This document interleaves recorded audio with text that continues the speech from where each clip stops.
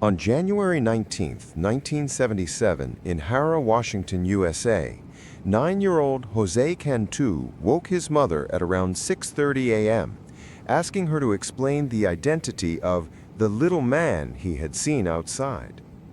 According to the boy, he saw two grayish-green creatures, each about 3 feet tall, and also saw two metallic craft in which two other creatures were sitting. He explained that one of the craft was stationary in the backyard of the house, while the second was on a flat area of the house's roof. He added that he hid behind an old washing machine placed next to an outside shed. From there, he saw the two creatures join the others inside the two craft.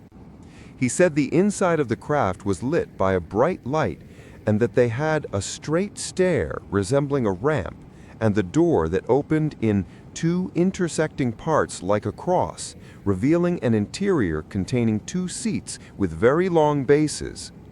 He explained that the craft in the yard rose from the ground and then disappeared inside what looked like a cloud, vapor, or smoke. When the mother heard the story, she did what any mother would do under such circumstances. She sent him to school. At Hara Elementary School, Jose retold his story to teacher's aide Diane Gomez. Gomez said, "Jose is a serious child, not the type to make up stories or lies. I took what he said very seriously." At exactly 10:10 a.m. during recess, Gomez and another aide accompanied Jose to his home. There, he showed them the spots where he said the creatures had been standing. In one location, where he said one of the creatures had pivoted on its base, Gomez noticed two circular marks in the gravel. In another spot, where he said the creatures had stood, two sets of 3 small depressions were found. After Mrs. Cantu spoke with the two teacher's aides and they returned to school with Jose, she called her neighbor, Irene Sanchez, and asked her to come over.